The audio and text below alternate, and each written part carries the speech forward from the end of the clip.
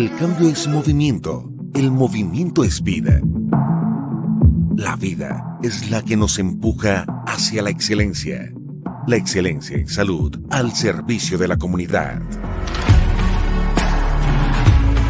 En el transcurso de 4 décadas, nos hemos consolidado como referente en la prestación de servicios de alta complejidad.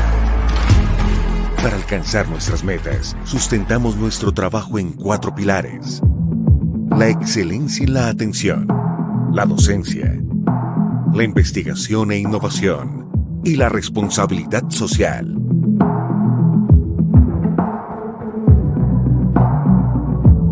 Como institución hospitalaria, nuestra vocación primordial es satisfacer las necesidades de nuestros usuarios, bajo un modelo de atención humanizado, centrado en el paciente.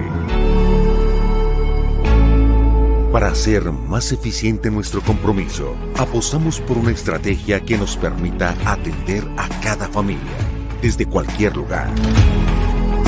Por eso implementamos una ruta que nos conduce por el camino de la investigación y la innovación en el campo de la ciencia médica. No le tememos a los retos que nos plantean día a día en nuestra labor. Somos un hospital universitario, lo cual nos permite asegurar la continuidad de nuestra misión. Creemos en una formación académica humanizada, ética y científica, puesta al servicio de la comunidad.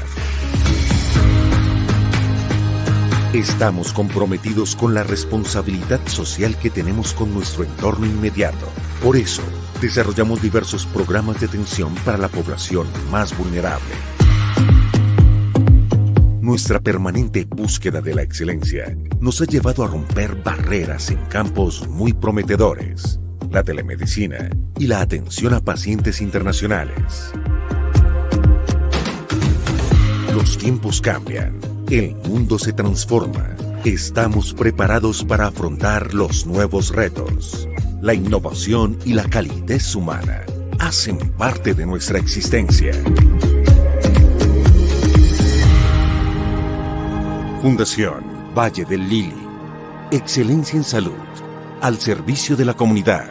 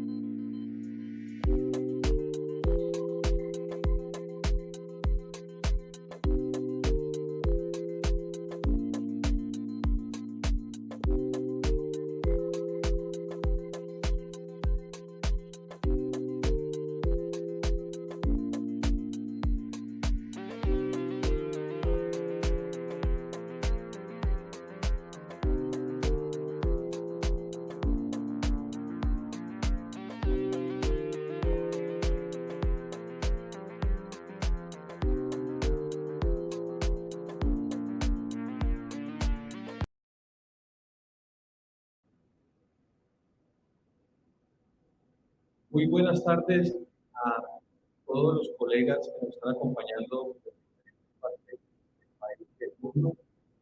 Queremos, en nombre de la Fundación Valle del Lili, de la Universidad, darles la bienvenida a este congreso de actualización de medicina interna, el 19º congreso.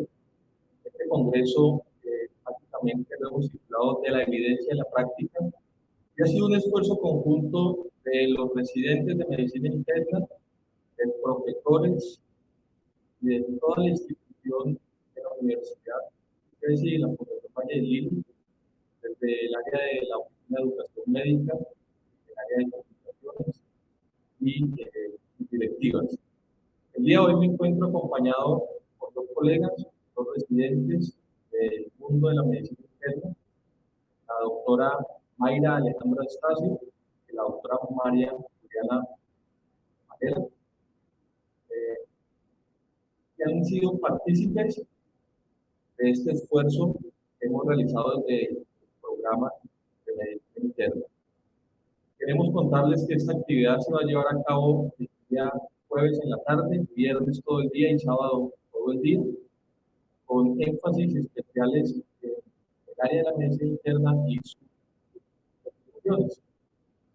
Quiero darle la bienvenida a la conferencia de apertura al doctor Martín Wattenberg. El doctor Martín Wattenberg es médico internista cardiólogo, es uno de los líderes iniciadores de la Fundación Valle del Lili hace más de 36 años. Y digamos que es un referente para nosotros desde el punto de vista académico y desde el punto de vista humano. Él nos va a hablar el día de hoy sobre medicina, liderazgo y humanismo. Doctor, bienvenido.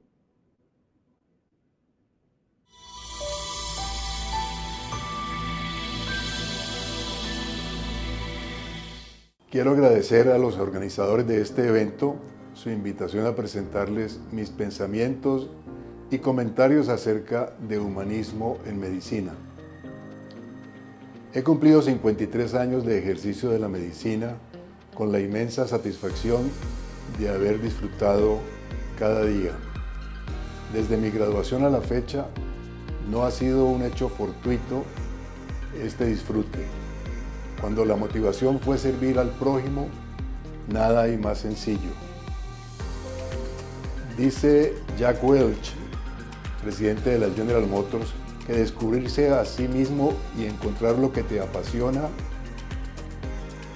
si eso haces, nunca tendrás que trabajar en la vida. Por lo anterior, puedo afirmar que estos años en la profesión no fueron de trabajo, sino de continua gratificación. La práctica de la medicina es arte, no es comerciable, es una vocación, es el llamado que uno recibe producto de muchas posibles fuentes.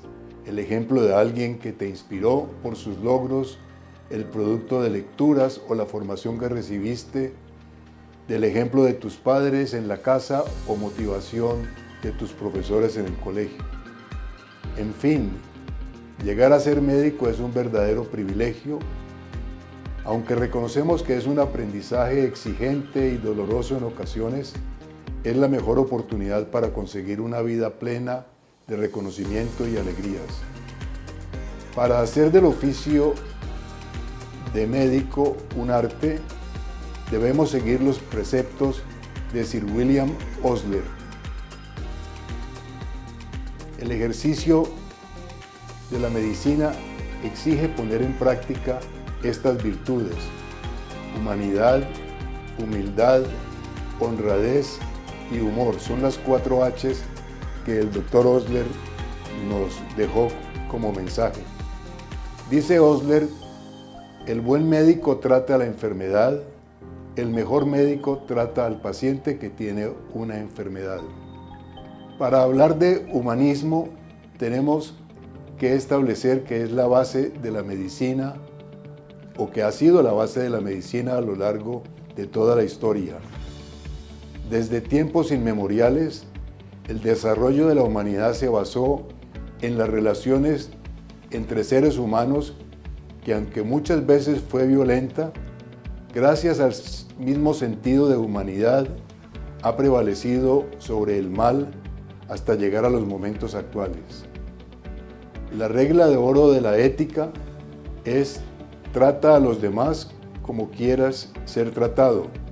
Se conoce desde tiempos inmemoriales, desde Zoroastro en Persia, Confucio en la China, Aristóteles en Grecia, y ha sido la norma de todas las religiones: cristianismo, judaísmo, islamismo, budismo e hinduismo. Todas ellas basan sus principios éticos en esta norma, que será la base de la estructura moral de sus religiones. Es así como es la principal regla bajo la cual todas las acciones del médico deben ser ejecutadas. El humanismo pone como prelación el respeto de los intereses de los seres humanos, sus valores y su dignidad. Hasta el Renacimiento, los movimientos teístas colocaban a Dios como centro de todas las cosas y enfatizaba las fuerzas sobrenaturales sobre las naturales. El Renacimiento trajo consigo el poder del hombre como fuerza creadora en el arte, la literatura, la música y las ciencias. Asimismo, reconoció el valor del ser humano con sus derechos y deberes y convirtió las relaciones entre los humanos bajo la premisa del respeto e igualdad. Posteriormente, en el período de la Ilustración, el humanismo adquirió connotación de libertad, justicia social y derecho a encontrar la felicidad. Es así como humanismo es la base fundamental de la actitud y conducta de cualquier médico. En ausencia de humanismo, la relación con el paciente es una simple transacción comercial. La segunda virtud por la cual se rigen los preceptos de la práctica médica es el ejercicio de humildad por parte del médico, donde se elimine toda prepotencia y se actúe con compasión y afecto por la situación de inferioridad en que está el enfermo.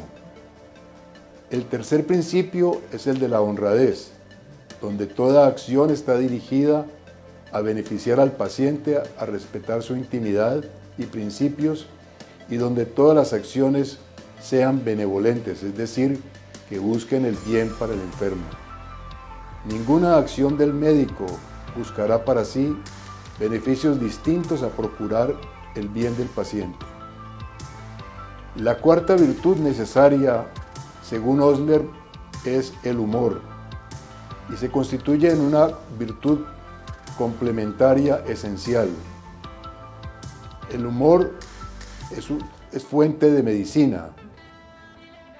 La risa relaja la tensión en el paciente, estimula el sistema inmune, reduce adrenalina y cortisol, libera endorfinas y óxido nítrico, disminuye la tensión y el temor del paciente ante el médico, viéndolo más humano y amigable. Desde el primer momento del encuentro con el paciente, iniciando con el saludo cortés que empieza con el nombre del paciente y que lo dirige hasta el lugar de la entrevista, debe ser todo un acto de amabilidad y respeto. Esencial para obtener una relación óptima con el paciente es, en primer lugar, una actitud positiva, amable, que transmita confianza y libere el temor con el que el paciente por lo general acude al médico. Segundo lugar, se debe contar con tiempo suficiente para dedicarle al paciente sin que el afán por terminar la consulta afecte la entrevista. En tercer lugar, se deben aplicar los 5 sentidos para realizar una adecuada historia clínica. Lo primero, escuchar con atención y sin premura el relato o narración del paciente, permitiendo ser detallado y animando con preguntas la exploración de su problema. Segundo, mirar, ver, observar al paciente en conjunto y por separado sus diferentes componentes. Tercero, tocar. Es probablemente una de las acciones más importantes. Los pacientes necesitan esta acción mágica con la cual reciban cierta energía que emana de las manos del médico. En cuarto lugar, el olfato puede jugar un papel importante para establecer la presencia de ciertas patologías infecciosas y neoplásicas. En cuanto al examen físico, este debe realizarse como un ritual con un orden establecido, iniciando con la toma de los signos vitales, principalmente pulso, presión arterial, peso corporal y talla. Se deben mirar las conjuntivas y las pupilas. El fondo del ojo nos da información vital en diabéticos e hipertensos.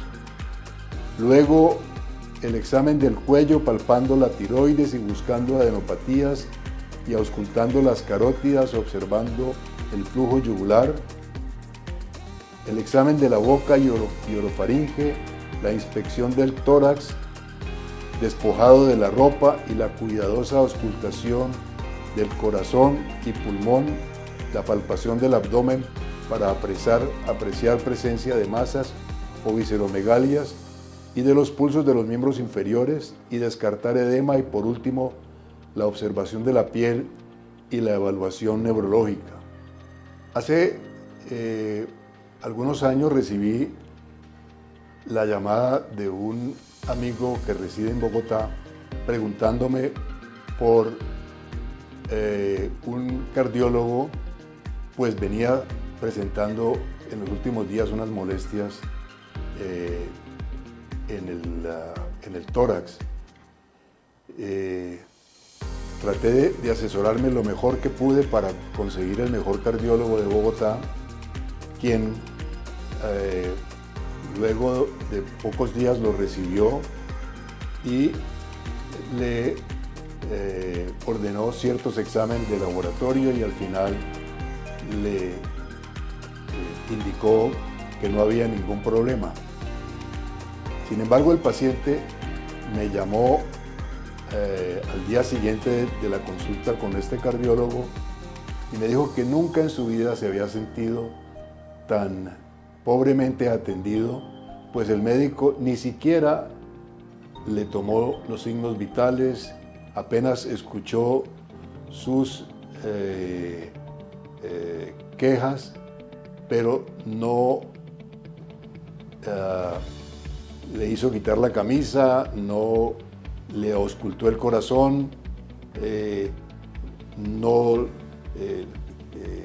realizó ningún tipo de examen físico y simplemente se limitó a revisar los informes de los laboratorios que le había pedido, incluyendo un electrocardiograma y un ecocardiograma. Con este ejemplo quiero ilustrar la necesidad que tienen los pacientes de verdaderamente ser oídos y de ser examinados de alguna manera completa, en la cual el paciente encuentra esa conexión con el médico. Es al cabo de este ejercicio, que demora muy poco, que se materializa la relación médico-paciente, la relación entre el sanador y el enfermo, con la cual el paciente siente esa verdadera conexión y se siente examinado. Continuamente recibo de mis pacientes este comentario al final de la consulta: gracias, doctor, es la primera vez que un médico me ha examinado completamente. Los pacientes no solo necesitan fórmulas u órdenes médicas, más importante es sentirse escuchados y examinados.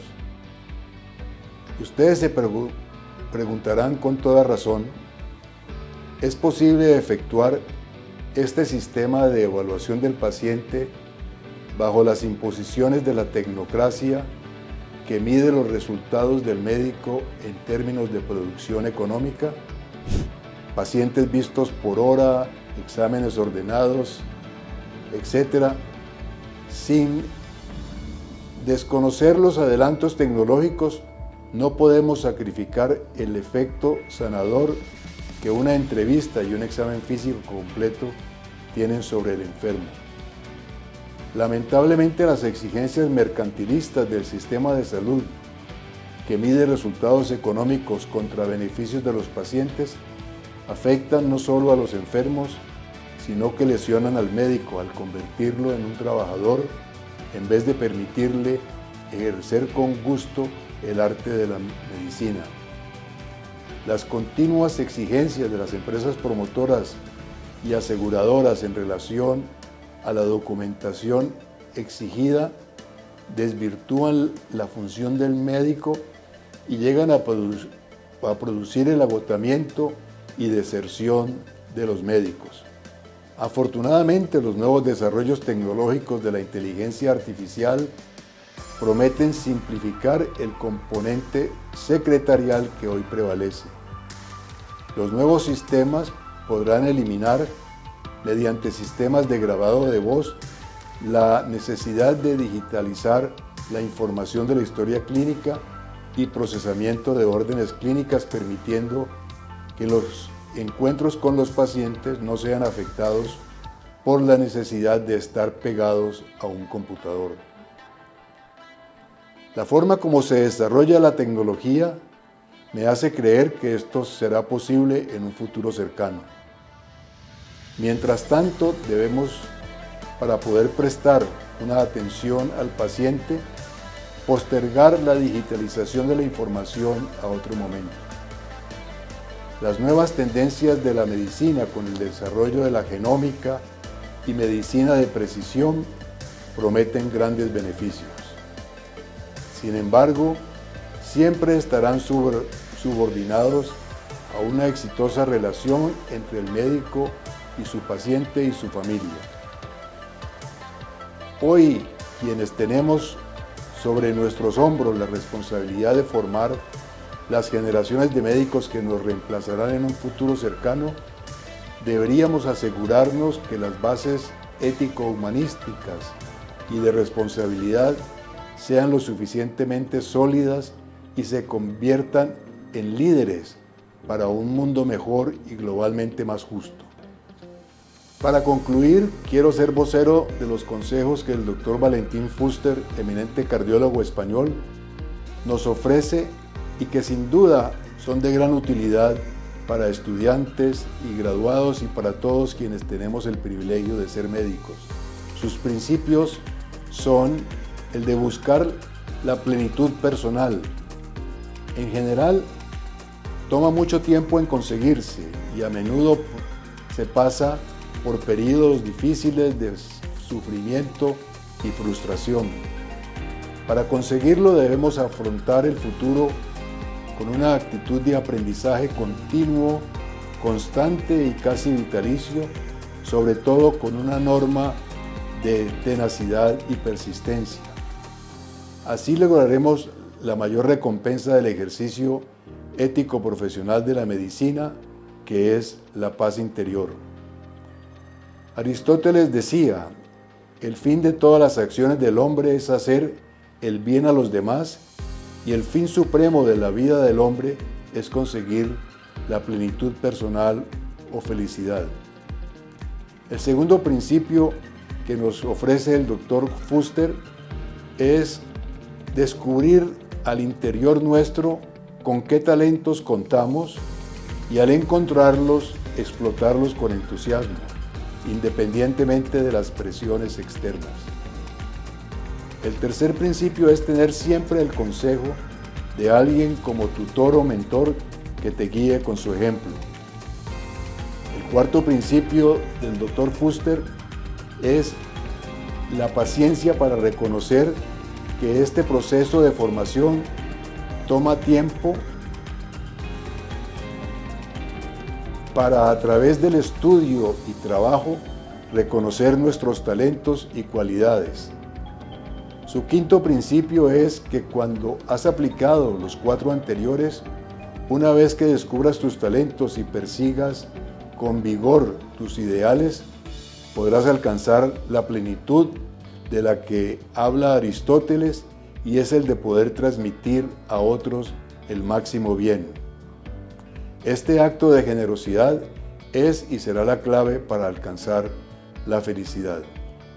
Finalmente, quiero hacer énfasis en algunos de los postulados del juramento hipocrático que nunca debemos olvidar. El primero, consagraré mi vida al servicio de la humanidad. Segundo, le daré a mis maestros el respeto y gratitud debidos. Tercero, practicaré mi profesión con conciencia y seguridad. Cuarto, la salud de mi paciente será mi primera consideración. Quinto, respetaré los secretos que me confíen. Sexto, mantendré con toda mi energía el honor y las tradiciones nobles de la profesión médica. Séptimo, no permitiré que condiciones de edad, incapacidad, credo, origen étnico, nacionalidad, afiliación política, orientación sexual, posición social u otros factores afecten mi responsabilidad ante el paciente. Octavo, mantendré el máximo respeto por la vida. Noveno, nunca usaré mi conocimiento médico en contra de los derechos humanos y libertades civiles, aún bajo amenaza. Espero que las reflexiones expresadas anteriormente estimulen en ustedes un desempeño más humanitario y de mayor beneficio a sus pacientes.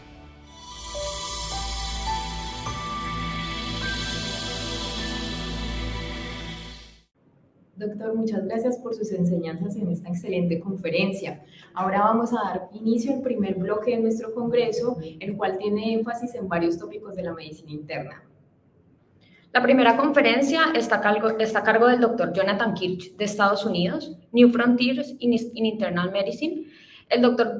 Jonathan Kirch es un médico internista, profesor asociado de la Universidad de Minnesota en los Estados Unidos. Es director del programa de medicina móvil. Bienvenido, doctor.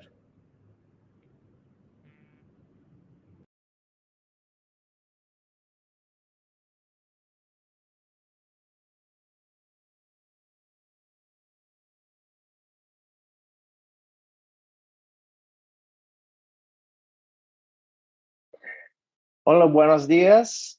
Me llamo Dr. Jonathan Kirch. Muchas gracias por invitarme a presentar este congreso.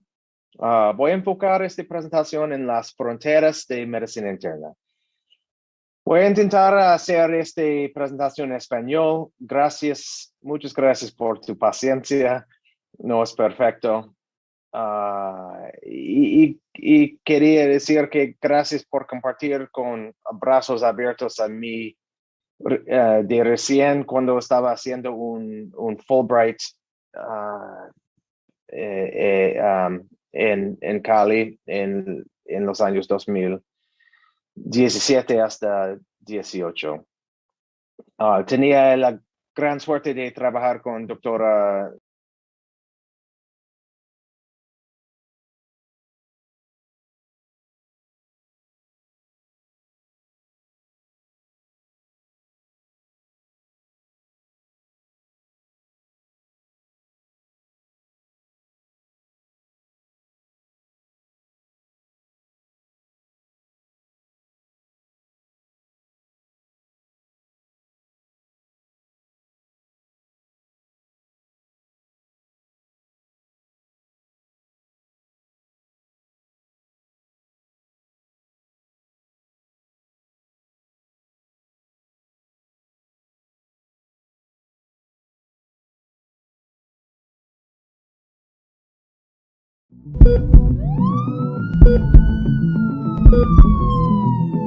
El mundo de hoy nos ha enseñado que es necesario estar preparados para el cambio. El cambio es movimiento, el movimiento es vida. La vida es la que nos empuja hacia la excelencia en salud al servicio de la comunidad. En el transcurso de 4 décadas, nos hemos consolidado como referente en la prestación de servicios de alta complejidad. Para alcanzar nuestras metas, sustentamos nuestro trabajo en 4 pilares: la excelencia en la atención, la docencia, la investigación e innovación y la responsabilidad social. Hola, buenos días. Me llamo Dr. Jonathan Kirch. Muchas gracias por invitarme a presentar este congreso. Voy a enfocar esta presentación en las fronteras de medicina interna. Voy a intentar hacer esta presentación en español. Muchas gracias por tu paciencia. No es perfecto. Y quería decir que gracias por compartir con brazos abiertos a mí. De recién cuando estaba haciendo un Fulbright en Cali en los años 2017 hasta 18. Tenía la gran suerte de trabajar con doctora Lidia Osorio y de Univalle y también conocí a muchas personas de CESI también, como Luis Para y, y, y, y muchos otros. Bueno, en mi vida cotidiana de mi trabajo, soy médico hospitalario y estoy en un programa de hospital muy grande y a veces es un poco difícil ver afuera de lo que sea necesario inmediatamente enfrente de ti. Alguien no puede respirar, tiene fiebre, no se sabe si es cáncer, o disrupción en el sistema de inmunidad, efectos de drogas o cualquier cosa. Y es importante para mí pensar más allá que esta persona enfrente de mí y pensar en sistemas y cómo podemos mejorar lo que hacemos. Y mucho ha cambiado con COVID, claro. Y antes había problemas en nuestro sistema en Estados Unidos con agotamiento profesional.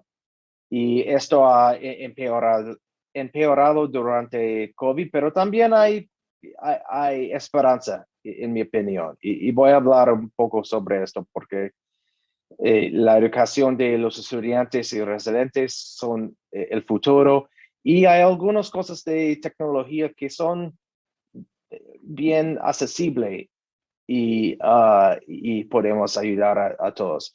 Bueno, para ahora quería decir que no hay nada, no tengo ninguna relación con compañía ni me pagan, pero a veces voy a mencionar algunos productos y sea necesario decir esto. Bueno, también trabajé con Dr. Kay Lane y Amelia Harju. Son colegas que me ayudó con los conceptos de esta presentación. Bueno, empezamos aquí y hablar sobre fronteras y sin fronteras. Y bueno, hay fronteras de educación médica que voy a discutir, un poco de POCUS o ecografía con paciente, telemedicina, teleecografía y también hablamos sobre las cosas sin fronteras, más que aprendimos durante el tiempo de COVID. Bueno, ¿por qué está presentando un gringo de Minnesota? Esto es mi familia. Y vivimos en Cali por un año, desde 2017 hasta 2018. Y soy médico internista y hice un sabático con beca Fulbright. Trabajé con doctora Lida Osorio en Univalle y hice un proyecto y sigo haciéndolo en POCUS dengue. Y voy a hablar un poco más sobre esto. Bueno, de dónde soy. Minnesota está aquí en el muy al norte en los Estados Unidos. Hay muchos lagos, canoas con agua muy limpia y bonita, cascadas, muchos peces que se puede pescar. Esto se llama walleye, tiene un sabor increíble. Y eso es, y la universidad donde trabajo es un centro médico enorme cerca del centro de Minneapolis, que es una ciudad bien moderna y bonita. Y te invito a todos para visitar. Bueno, en Minnesota los veranos son como Cali, muy caliente, a veces húmedo. Los inviernos un poco diferente. mucho nieve. Estos son mis hijos. Yo, después de esquiar en el frío, pero de todos modos es muy bonito y me encanta vivir allá y disfrutarme en la nieve. Bueno, con COVID no hay fronteras con un virus transmisible, ¿no? Todos estamos afectados y conectados. Y esto es una cosa que aprendimos y seguimos aprendiendo. Pero hay beneficios que todos podemos tener de COVID. Había una aumentación de telemedicina, de aprendizaje remoto, y teníamos, bueno, no había, lo siento. Bueno, tenemos que pensar en los determinantes sociales de salud. No podemos evitarlo, ¿no? Porque todos se han estado afectados de COVID. Bueno, algunas cosas buenas son las reuniones virtuales, internacional. Bueno, podemos hacerlo durante fiestas, paros, sin tapabocas. Y esto es una cosa buena, creo, porque quien quiere viajar mucho para tener una reunión corto, es caro, es peligroso a veces. Y esto creo que todos hemos aceptado esto más que antes. Bueno, voy a hablar un poco sobre los cambios de educación médica, que creo que es una frontera muy importante. En nuestras universidades en Estados Unidos hay competencias básicas que todos hay que aprender, ¿no? Hay 4 años de nuestra escuela de medicina. La entrada es súper competitiva, entonces cuando se entra ya son inteligentes y tienes habilidades buenas, solo no tiene la información, el conocimiento, y por eso están en la escuela. Pero se aprenden diferente, ¿no? Y si pensamos en tratar de dar muchos exámenes para decir que hay alguien mejor que otro, no ayuda en lo que todos podamos aprender. Si mejoramos todos con el mejoramiento de todos en la escuela. Bueno, hay habilidades fundamentales que son basados más en competencias y no solo en tiempo, porque se aprenden en tasas diferentes, ¿no? Entonces, estamos cambiando la evaluación hasta algo que nos llaman entrustable professional activities o actividades profesionales confiables. Y eso son cosas, son actividades que se hacen, que son observación directo con retroalimentación a varios niveles, de colegas, de otros estudiantes, de supervisores. Y el uso de tecnología. Bueno, hemos cambiado las evaluaciones desde la mentalidad de rendimiento hasta uno de crecimiento. Porque si es rendimiento es más, se tiene miedo a hacer preguntas, tal vez resistencia a retroalimentación, y demasiado enfoque en los exámenes formales, que no hay, la verdad es que no se ayuda mucho en el cuidado del paciente enfrente de ti. Entonces estamos cambiando hasta mitigando el sesgo en la evaluación. Estamos reduciendo el uso de la escala de Likert y los rasgos de personalidad y centrarse más en las competencias basadas en tareas que se puede observar directamente.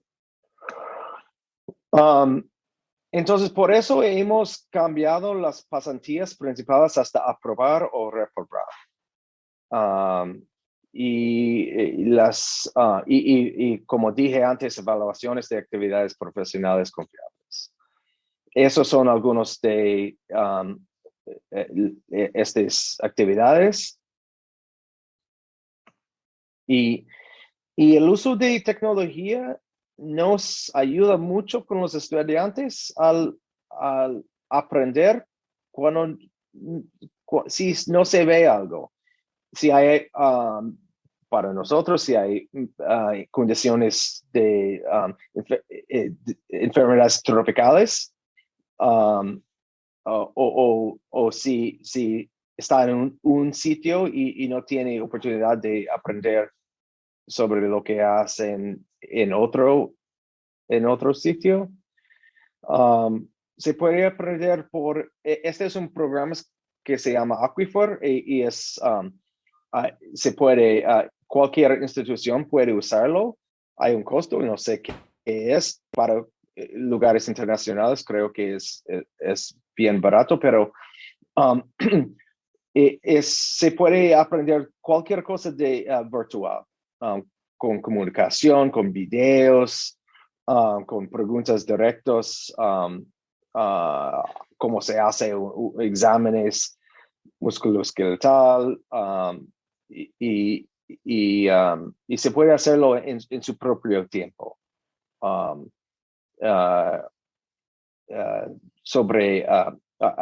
Hay módulos sobre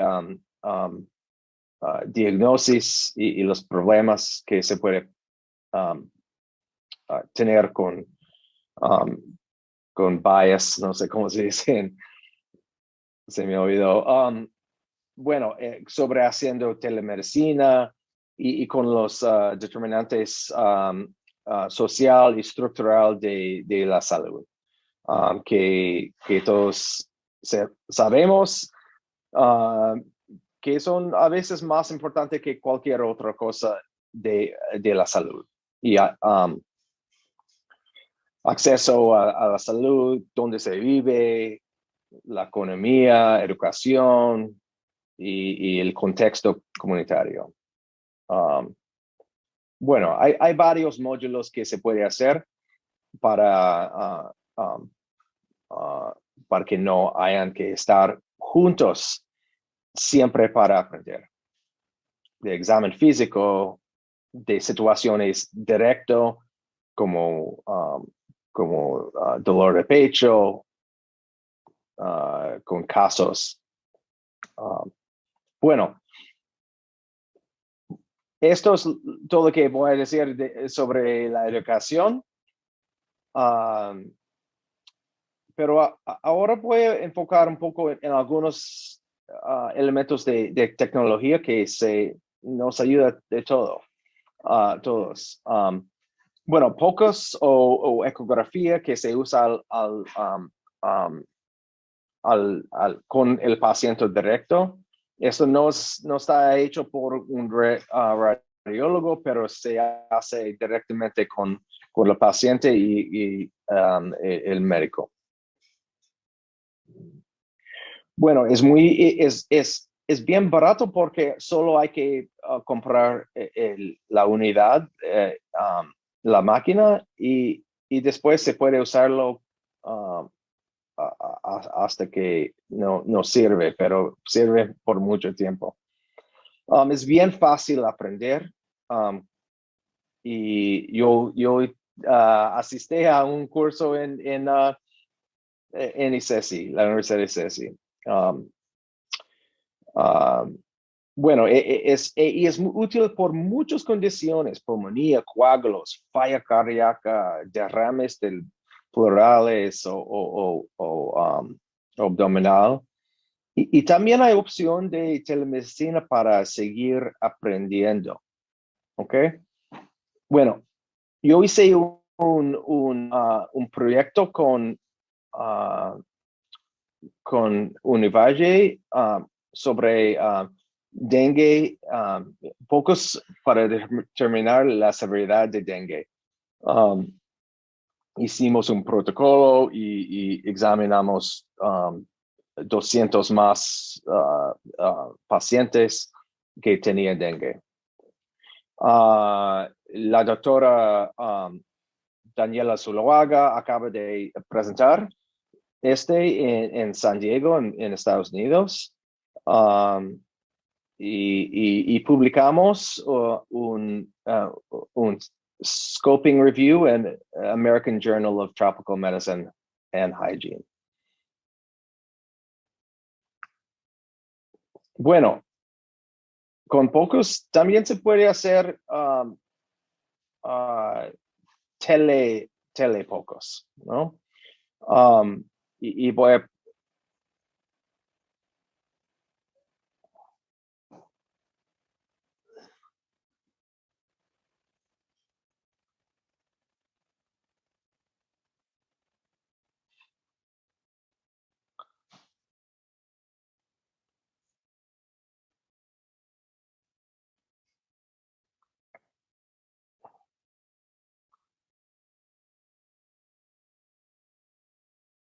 se usaba mucho durante cuando había pacientes con COVID. Y esta es una tableta, se puede hacer su examen y en el otro cuarto está un profesor evaluándolo.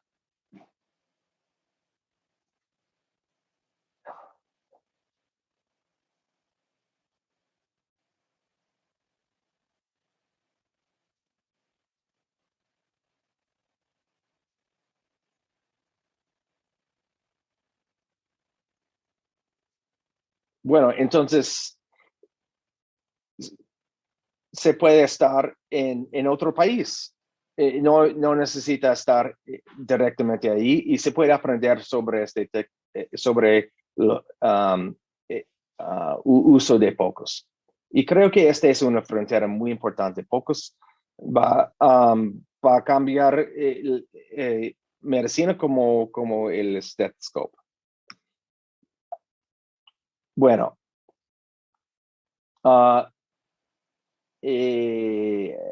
también telemedicina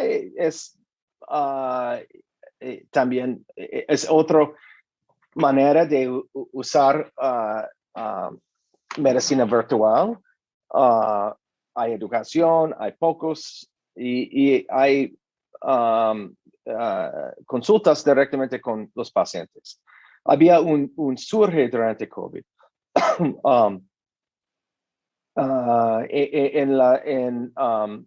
Lo que hemos aprendido es que hay satisfacción muy, muy alta de los proveedores, médicos y pacientes. Y pasó durante la pandemia de COVID que sigue, pero también esta tecnología no puede seguir. Y en Estados Unidos al menos pensaban en parar el uso de telemedicina, pero creo que ahora ya es algo que va a seguir. Y tiene la potencia de mejorar el acceso a salud. Solo necesitas tableta o móvil celular. Y tiene una posibilidad de mejorar los resultados de salud y los costos de salud. No necesita estar directamente al lado del paciente. Bueno, para concluir, las fronteras de medicina no requieren, para estas fronteras no requerimos tecnología extraordinaria. Hay que pensar más en los determinantes sociales de salud porque afecta a todo. La pobreza, la situación en la casa, Y el uso de telemedicina es una comunicación que ya tenemos. No necesitamos más. Casi todos tienen celular. Y se puede usar esto para teleconsultas. Pocos y telepocos es algo que necesitamos integrar en nuestra práctica diaria. Y también los cambios en educación, los cambios en cómo usamos tecnología para aprender virtualmente y tener reuniones virtuales. Bueno, muchísimas gracias por la invitación a Dr. Luis Parra, a mí, y era un placer y honor estar parte de tu congreso. Favor de contactarme si tiene cualquier preguntas o otras cosas, si quiere visitar nuestro estado bonito de Minnesota para ver en invierno o pescar o si tiene interés en colaborar. Muchas gracias y que tenga un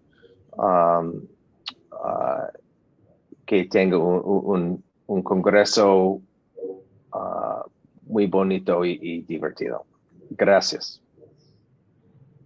Muchas gracias, doctor. La siguiente conferencia es Bases metodológicas para la interpretación de artículos científicos y está a cargo del doctor Álvaro Ruiz, quien es médico especialista en medicina interna, especialista en hipertensión arterial, magíster en epidemiología clínica y profesor titular de medicina de la Universidad Javeriana. Bienvenido, doctor.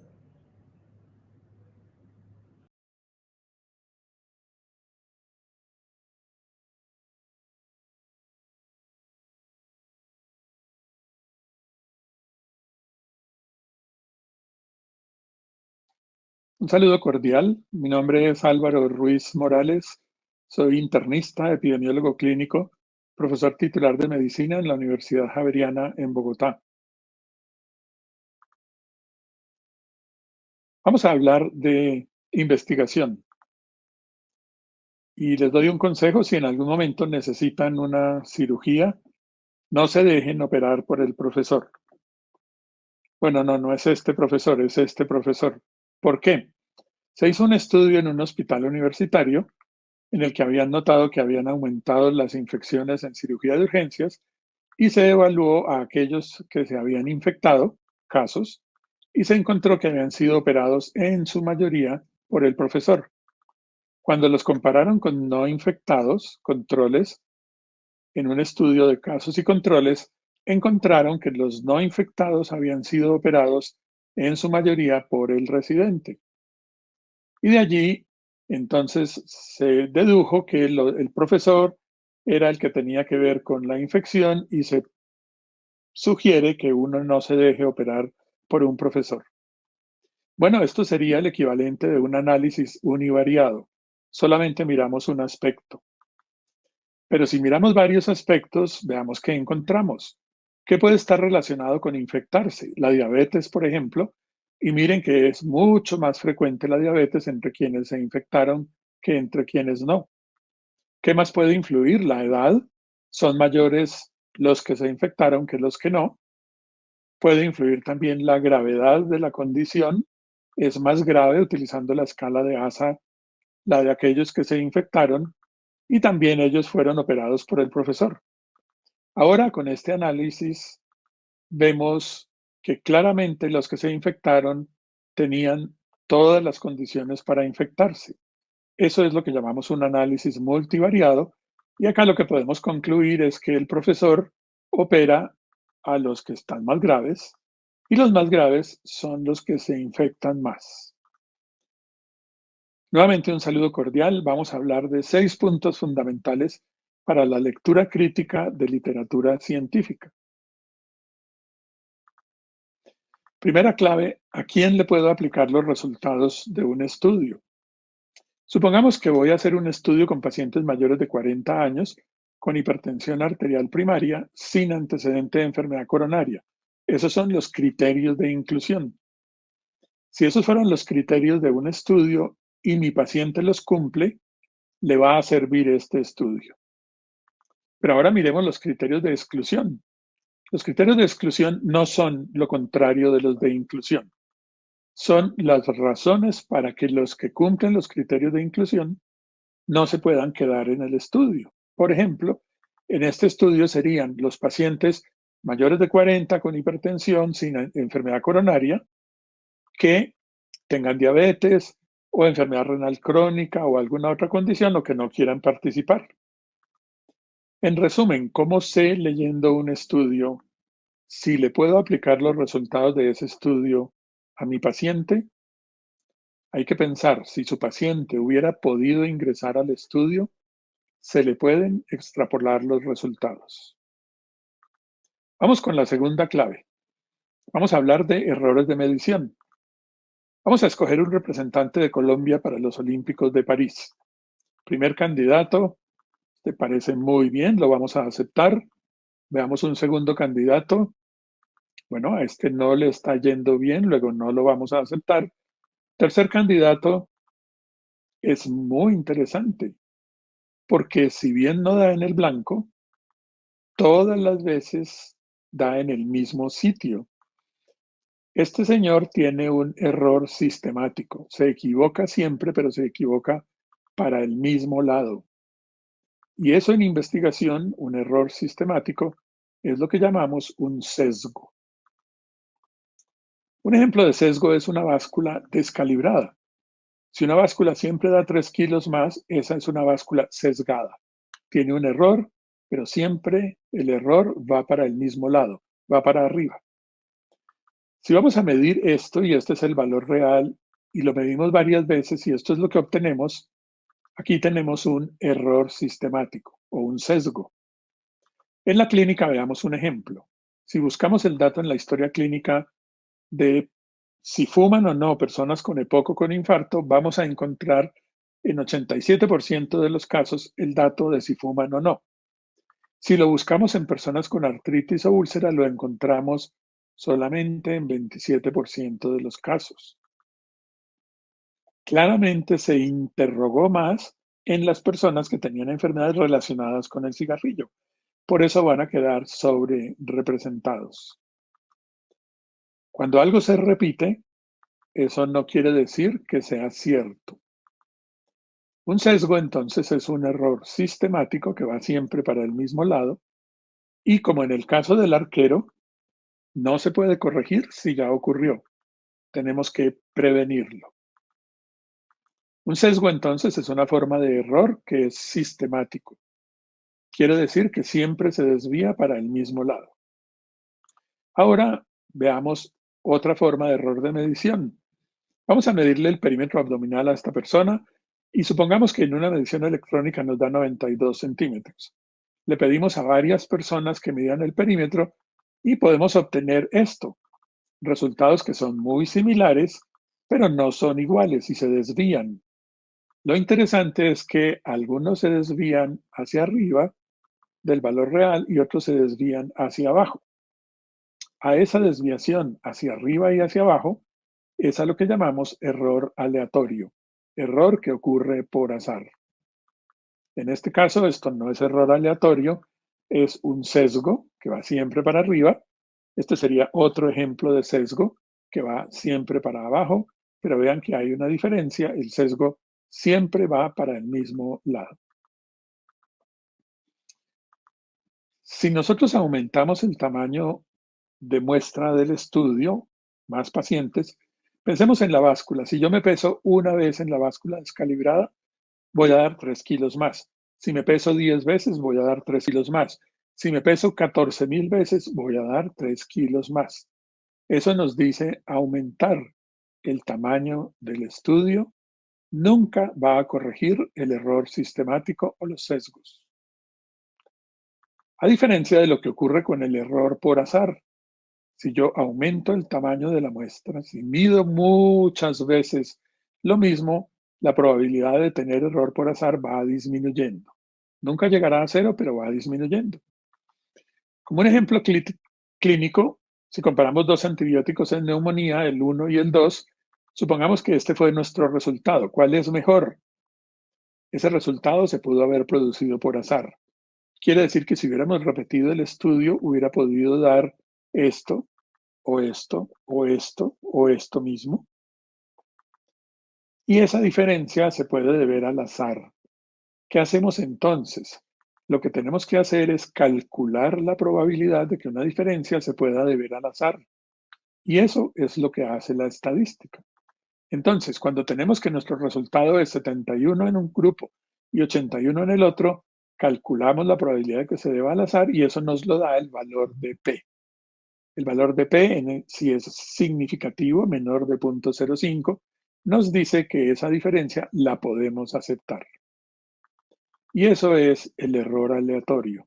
Se desvía para ambos lados y hay que pensar que cualquier resultado de investigación puede deberse al azar y que el error aleatorio puede evaluarse con estadística y disminuye con más tamaño de muestra.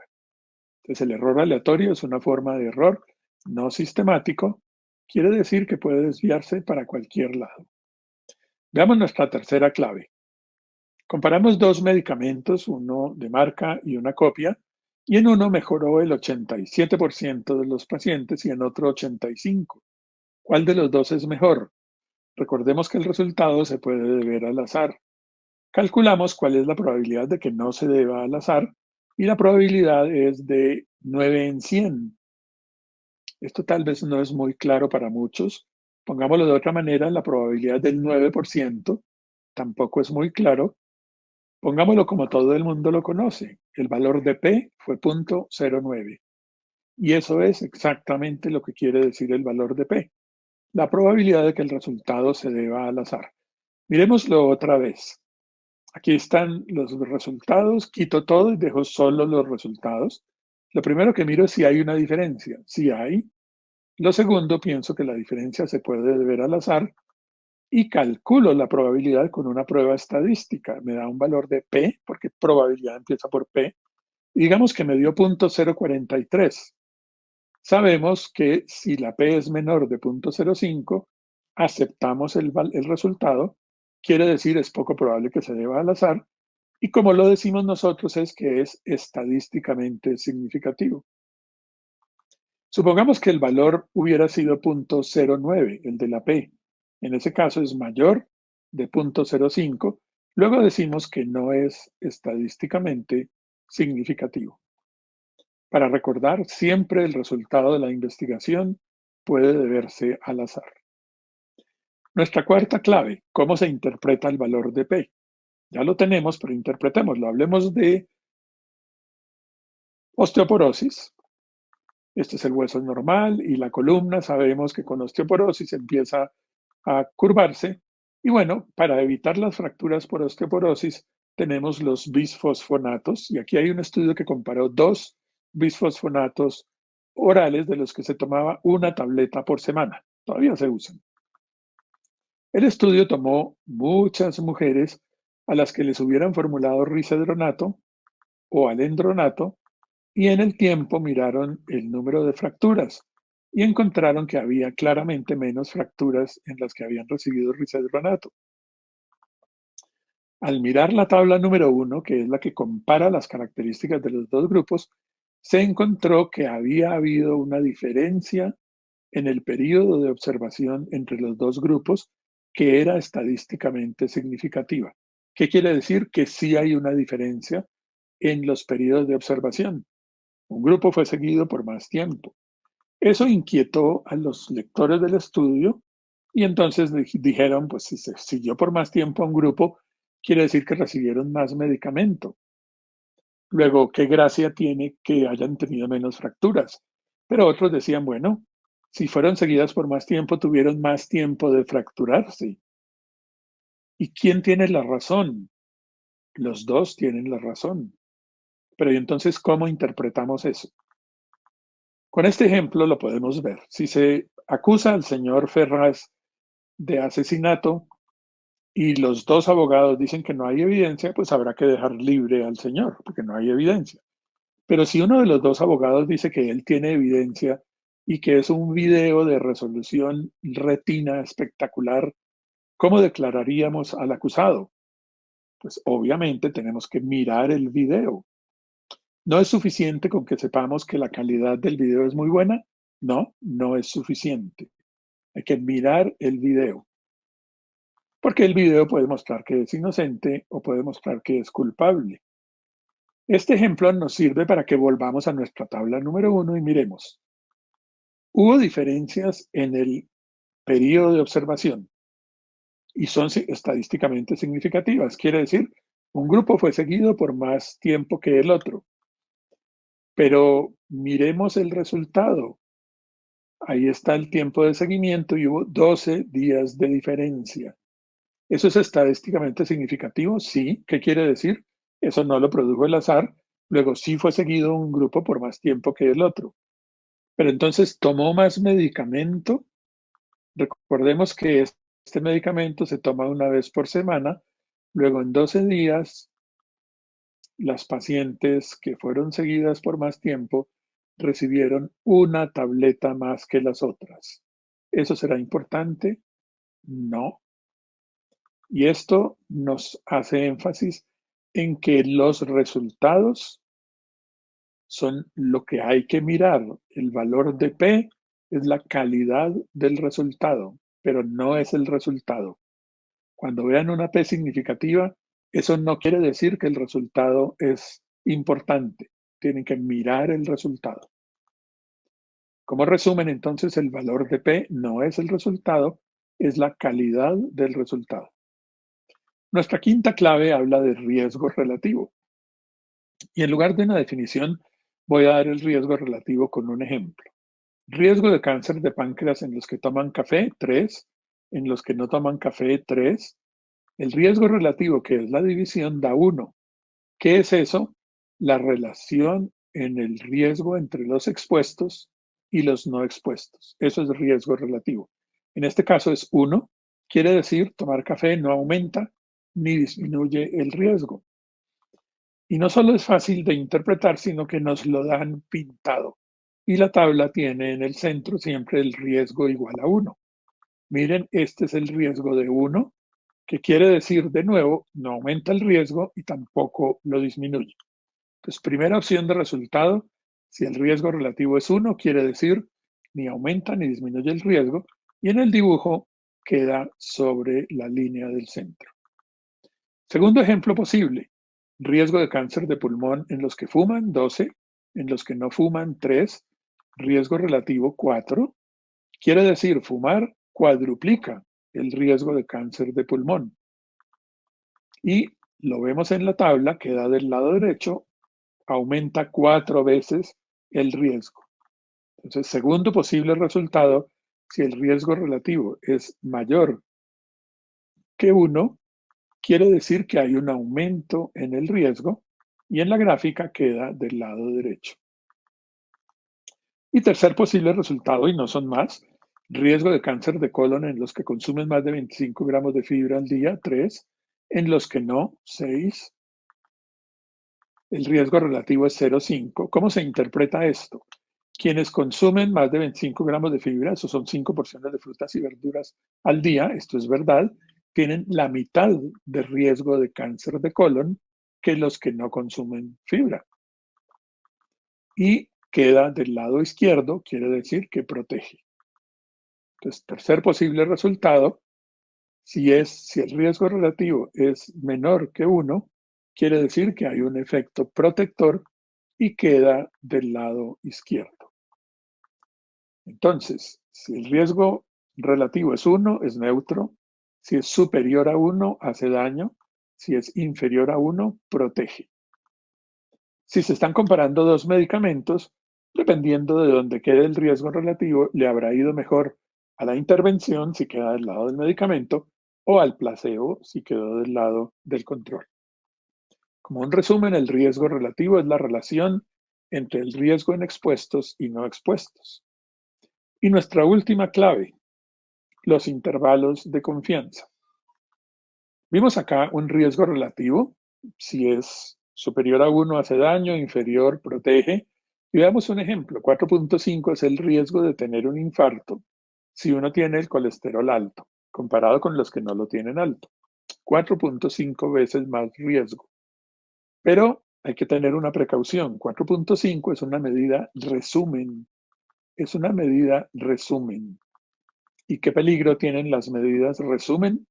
Pensemos en esto. Hay una oferta de trabajo en una nueva EPS y el salario promedio de los médicos es de 50 millones de pesos mensuales. Suena interesante. Pero si uno mira en detalle, el médico dueño gerente se gana 99 millones de pesos al mes y el único médico, que sería usted si acepta, se va a ganar 1 millón de pesos al mes. Entre los dos, eso da 100 millones, que dividido por 2 da 50 millones. Ya vimos el peligro y el riesgo de una medida resumen. Entonces, cuando nos den un riesgo relativo, como en este caso 4.5, tenemos que saber cuánto se dispersa. ¿Por qué? Porque 4.5 no es igual para todas las personas. Algunos tienen un poco más, otros un poco menos. Entonces, estos son los resultados del estudio y hay una medida que engloba al 95% de esos resultados. Y esa medida, miren el rombo, al rombo le salen unas aletas y al riesgo relativo le aparecen 2 números. Ahora sí lo podemos interpretar. Tener el colesterol alto aumenta el riesgo 4.5 veces. Puede que lo aumente tan poquito como 3.6 veces o tanto como 5.4 veces, pero vean que siempre lo aumenta. El riesgo hacia la derecha va siempre desde 1 hacia infinito. El riesgo puede aumentar infinito. Al lado izquierdo, el riesgo solamente puede ir hasta 0, de 1 hasta 0. Entonces, tenemos un ejemplo de algo que es protector, el colesterol bueno elevado. El riesgo relativo es 0,45. Quiere decir que de 1 bajó a 0,45. Como solo puede bajar de 1 a 0, bajar de 1 a 0,45 es lo mismo que haber bajado 55%. Y ahora ustedes van a ver por qué en los artículos a veces nos dicen que el riesgo relativo fue 0,45, pero el texto dice se logró una reducción de 55% del riesgo. Y ahí están los intervalos de confianza y se interpretan igual. Veamos otro ejemplo. Riesgo relativo de 0,88. Eso quiere decir que baja el riesgo en un 12%. Eso es bueno. Veamos los intervalos de confianza. Aquí están los intervalos de confianza. Interpretémoslos. 0,75 quiere decir que esa exposición baja el riesgo en un 25%. Y eso es bueno. Pero el otro intervalo de confianza, 1,38, quiere decir que esa exposición aumenta el riesgo en 38%. ¿Algo puede ser bueno y malo a la vez? No. Entonces, cuando el riesgo relativo cruza el 1, no es estadísticamente significativo. Y para recordar, el riesgo relativo siempre debe ir con intervalos de confianza. En este caso, se comparó el estudio A contra el B, la P es 0.034, la diferencia es estadísticamente significativa. En ese estudio el tamaño de muestra no es relevante, ya se encontró una diferencia. En este estudio que comparó X contra Y, la P fue 0.09, esa diferencia es estadísticamente no significativa. Lo primero que tenemos que pensar es que a ese estudio le faltó tamaño de muestra. Bueno, y como conclusión entonces, 2 cosas. Lo primero, tenemos que tener bases sólidas en los aspectos fundamentales de la metodología para poder interpretar adecuadamente la literatura. Y lo segundo, tenemos que pensar críticamente. Cada vez que nos encontremos con un resultado, tenemos que evaluarlo de manera crítica.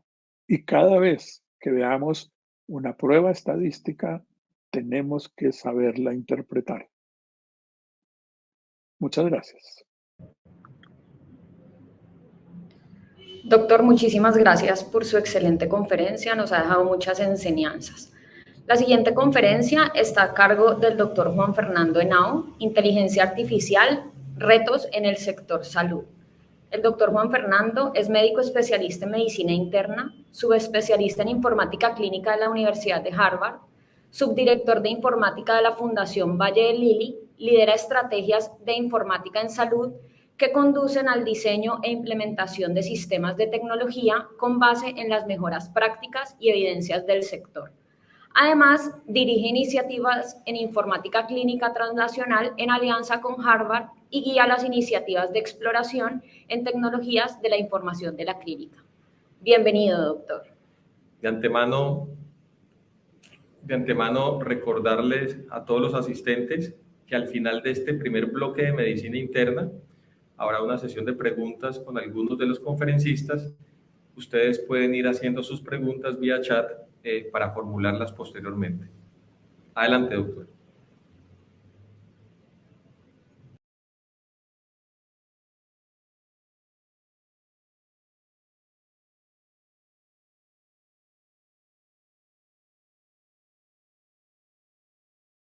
Buenas tardes. Vamos a revisar los conceptos clave acerca de los retos que debemos conocer, prever y manejar para que las iniciativas de inteligencia artificial en nuestro sector salud sean implementadas de manera realmente exitosa, con base en estrategias y metodologías soportadas en la literatura científica internacional. Dado el tiempo destinado para mi intervención, no voy a revisar los conceptos relacionados con las definiciones de las técnicas de inteligencia artificial, pero recomiendo para los clínicos que nos acompañan la literatura que en este sentido ha publicado la Asociación Médica Americana en conjunto con journals como JAMA principalmente. No tengo conflictos financieros o de otra naturaleza en relación a la información que les voy a compartir. Usualmente, cuando realizo sesiones sobre inteligencia artificial en salud, la primera pregunta que me realizan es si la inteligencia artificial va a reemplazar a los médicos y al personal de salud. Dada la frecuencia e importancia de esta pregunta, en esta sesión voy a responderla de entrada y cuál es su relación justamente con los retos en salud, para que nos concentremos en ellos. Lo primero es que esta pregunta se contesta con base en el teorema fundamental de mi subespecialidad, informática clínica.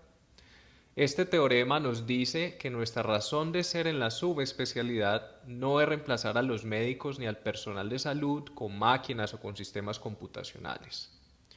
Nuestra razón de ser es diseñar e implementar sistemas computacionales que agreguen valor a las funciones de los médicos, es decir, que optimicen o aumenten la experiencia y capacidad de cada uno de nosotros. No es una situación de las máquinas contra nosotros, sino de las máquinas y los sistemas y nosotros resolviendo oportunidades de mejora en salud. Así que la respuesta es un contundente no. La inteligencia artificial no va a reemplazar a los profesionales en salud. Esta noción ha nacido de un sobredimensionamiento de las expectativas sobre las capacidades actuales de la inteligencia artificial en salud. 2, una falta de entendimiento de las complejidades propias y únicas de nuestro sector. Lo que sí puede ocurrir es que realizando implementaciones sistemáticas de inteligencia artificial, algunas tareas susceptibles de ser automatizadas generen algún nivel de redistribución de actividades, donde las tareas principalmente repetitivas no sean ejecutadas por humanos, quienes pasarían a desempeñar labores más analíticas.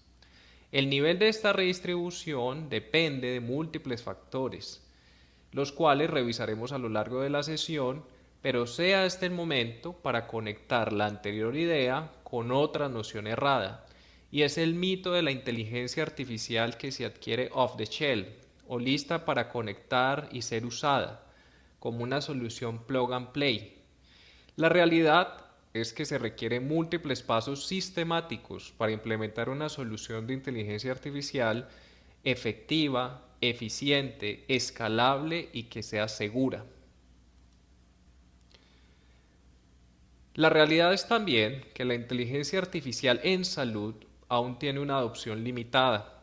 una adopción que es dominada por instituciones académicas para usos de caso muy específicos y en la práctica general aún muy pocos casos de uso que garanticen que sistemáticamente pueda ser implementada en los sistemas de salud. Este estudio del Dr. Topol, un referente en el campo, muestra cómo de 81 ensayos clínicos no aleatorizados de inteligencia artificial en imagenología, solo 10 eran prospectivos y solo 6 se probaron en escenarios clínicos reales.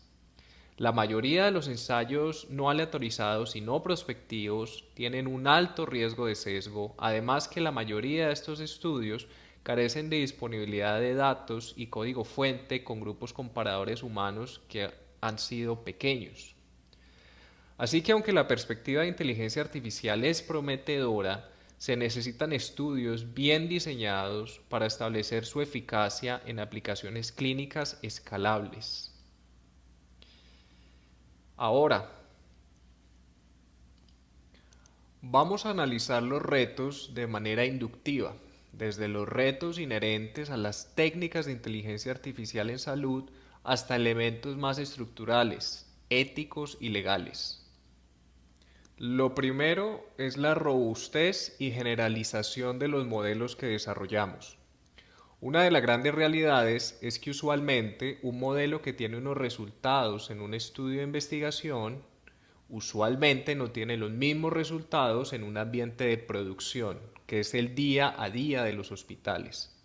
Por ejemplo, si realizamos un estudio en una institución A, digamos la nuestra, y luego evaluamos el algoritmo en la institución B, donde los técnicos probablemente puedan estar un poco menos entrenados, tal vez la máquina de rayos X no está tan actualizada, las imágenes no tienen la misma calidad o están rotadas, el algoritmo va a tener resultados diferentes.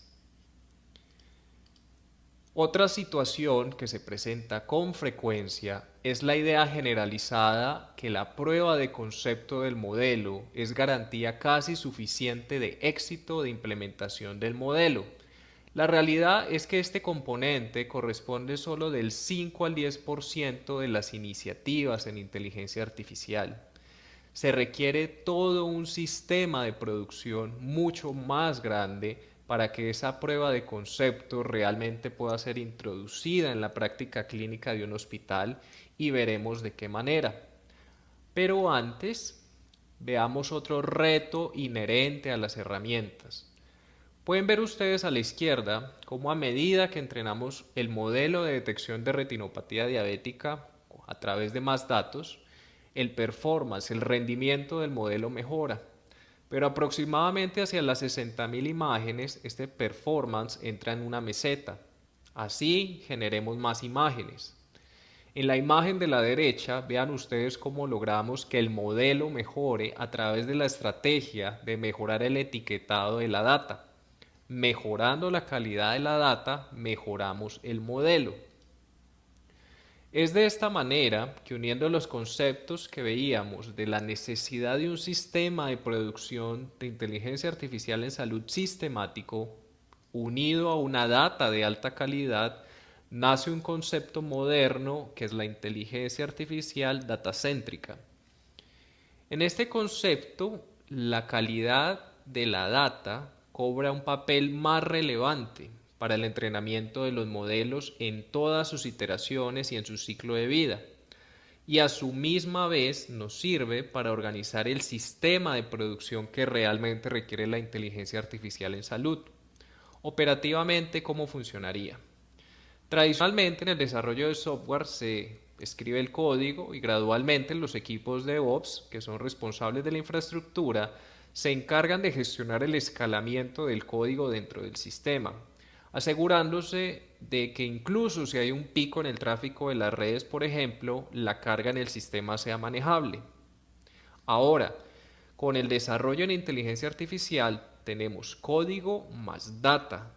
Así que el concepto clave detrás de MLOps, la aplicación de conceptos de DevOps a Machine Learning, es que sistemáticamente se realice el desarrollo, liberación y monitoreo de los proyectos de Machine Learning de la siguiente manera. Desde el diseño, realizamos una estrategia de recolección de data consistente, pero a la vez planeando que tenemos que continuar mejorando la data iterativamente, lo que nos va a permitir mejorar el rendimiento de nuestro modelo y a su vez continuar monitoreando a través de esta data si nos estamos enfrentando a un escenario de un concept drift, es decir, cuando los patrones que el modelo aprendió ya no son relevantes, que dependiendo de la escala pueden hacer el modelo menos preciso o hasta obsoleto, o un data drift, cuando cambia la estructura de la data, su semántica o la infraestructura y ya no aplica nuestro modelo. Por lo que una de las actividades más importantes bajo esta visión de inteligencia artificial centrada en la data es tener un equipo que garantice data de alta calidad a través de todas las fases de ciclo de vida del proyecto. En el sector salud, es vital esta práctica bajo la visión que no es un reto netamente técnico. El personal de TI usualmente no son los expertos en el contenido de la data ni los consumidores de la misma. Es por eso que quienes exitosamente han llevado modelos de inteligencia artificial a la práctica clínica recomiendan las creaciones de células de trabajo de estrategia de la data, incluyendo personas técnicas, pero también personal relevante para el manejo de la data, personal clínico, operativo y de hecho en ocasiones financiero. Además, una de las mejores prácticas también es la conformación de una célula de trabajo de gobernanza de la data, para que la estandarización desde el origen y su actualización permitan data de alta calidad. Estas células de trabajo, incluyendo a los científicos de datos, deben estar en permanente comunicación para garantizar, además del ciclo de vida del proyecto, que la infraestructura técnica de la institución pueda soportar los requerimientos computacionales del mismo. El concepto de estandarización en salud es clave. Usualmente, las implementaciones de tecnología digital en salud, principalmente componentes de la historia clínica electrónica, más que generar nuevos problemas, lo que logran es hacer visible deficiencias preexistentes en la operación, deficiencias usualmente relacionadas con una pobre estandarización de procesos. De no lograr una estandarización adecuada, no solo de la data, sino de las prácticas, no lograremos una representación efectiva de estas en las ayudas digitales de nuestras instituciones en salud. Las plataformas digitales en los hospitales realmente deben ser plataformas de difusión de mejores prácticas estandarizadas. En este sentido, para nadie es un secreto las dificultades de estandarización reflejadas en la historia clínica electrónica, tanto a nivel de data, en la que a nivel nacional existe una propuesta para empezar a solventar los problemas de interoperabilidad, como a nivel de la integración de los modelos y sus recomendaciones dentro de los flujos de trabajo del personal de salud. Flujos que deben lograr también un nivel de estandarización adecuado, que como lo veíamos, permita que puedan ser sistemáticamente representados en la historia clínica electrónica, en las plataformas digitales, y es lo que algunos han llamado el reto mayor para la implementación generalizada de iniciativas de inteligencia artificial en salud. Como lo hemos visto, estamos hablando de lo que Eric Topol ha denominado medicina de alto rendimiento, basada en la convergencia de la inteligencia humana y la inteligencia artificial, que no elimina personal de salud, pero que sí exige capacidades aumentadas no tradicionales en nuestro sector. Si queremos ser exitosos en esa convergencia, es válida la recomendación contenida en el reciente informe de la OCDE respecto a las capacidades digitales de Colombia, en la que indican que no solo necesitamos capacitación en habilidades digitales como la programación, sino en habilidades y conocimiento de manejo de data, cambio organizacional y habilidades que permitan prácticas de trabajo de alto rendimiento, siendo una de estas la medicina de alto rendimiento. En este sentido, uno de los retos es formar más personas con estos conocimientos. Este es un extracto de un análisis DOFA que realicé de la situación actual de tecnología en Colombia con base en el informe de la OCDE, en el que se evidencia que aún tenemos una cantidad importante de población que carece de capacidades fundamentales en tecnología, con un 30% de empresas que tienen dificultades para encontrar recurso humano calificado en tecnología y una infraestructura tecnológica que requiere múltiples y profundas mejoras. Las mejoras necesarias para que las aplicaciones de inteligencia artificial en nuestro sector salud sean exitosas requieren de un cambio de visión sustancial. Los que están familiarizados con el concepto de Learning Healthcare System, el sistema de salud que aprende, entenderán inmediatamente las conexiones entre este concepto, el de un sistema de salud que mejora continuamente mediante la recolección, procesamiento y análisis de datos de manera sistemática para informar una acertada toma de decisiones, y el ciclo de vida y retroalimentación iterativo de la inteligencia artificial en salud que veíamos y que es imperativo para el mejoramiento de los algoritmos y su adopción real en la práctica clínica. Se hace necesario entonces que se extienda la enseñanza de la ciencia de los sistemas de salud, el tercer pilar de la educación médica, el estudio científico de la aplicación práctica de los procesos que maximizan el valor en salud, para que más profesionales en el sector dominen los principios y conceptos que soportan estas tecnologías, que definitivamente harán parte del día a día de la práctica médica.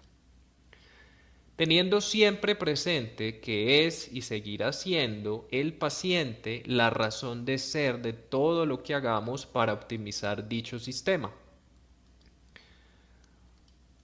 Es por esto que otro de los grandes retos es examinar metódica y críticamente la data que usamos para entrenar nuestros modelos. Esto nos va a permitir corregir los potenciales sesgos con origen en inequidades sociales, por ejemplo, y lo podemos hacer corrigiendo desde el diseño del modelo o la formulación del problema, asegurando una población con adecuada representación en la data, o que el etiquetado sea realmente verdadero, por ejemplo, usando el método Delphi en el que los expertos logran un nivel de consenso, o garantizando la verificabilidad y equidad de los resultados cuando se están implementando los modelos. Todos nuestros pacientes tienen derecho a su privacidad.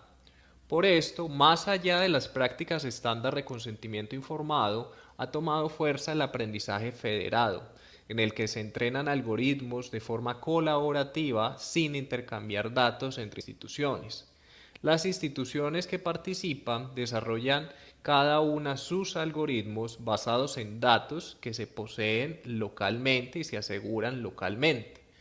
Luego se comparten esos algoritmos entrenados individualmente sin que contengan datos personales para construir un algoritmo único y en conjunto, y es un proceso que se realiza de forma iterativa.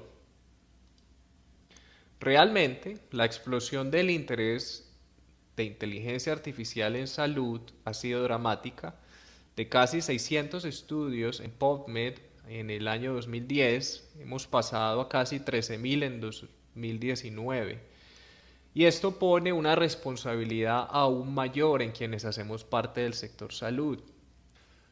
Porque en conjunto con esa explosión de interés, también nace el fenómeno de hype, o expectativas sobredimensionadas y promovidas. En esta infografía pueden ver las 29 tecnologías médicas basadas en inteligencia artificial aprobadas por la FDA hasta 2020. Después de 2020 se han aprobado 6 más, 5 para radiología y 1 para oftalmología. Sin embargo, ustedes van a encontrar muchas más de esos 35 aprobados de la FDA cuando buscan información sobre diferentes productos para salud que mencionan que tienen algún grado de inteligencia artificial. Ahora, con las soluciones basadas en Machine Learning, la responsabilidad del proveedor también debe cubrir el tamaño, la calidad y la diversidad de los datos de capacitación. Así que es responsabilidad nuestra y un reto para todos que realmente construyamos un sistema de salud que aprende, con base en aplicaciones de inteligencia artificial sistemáticas y con evidencia de efectividad y seguridad para no caer en casos como el de Theranos, en el que no solo las expectativas nunca se cumplieron por no ser científicamente validadas, sino que además se expuso a pacientes a riesgos considerables. Por último, decirles que el futuro le pertenece a quienes se preparan para él el día de hoy. Muchas gracias.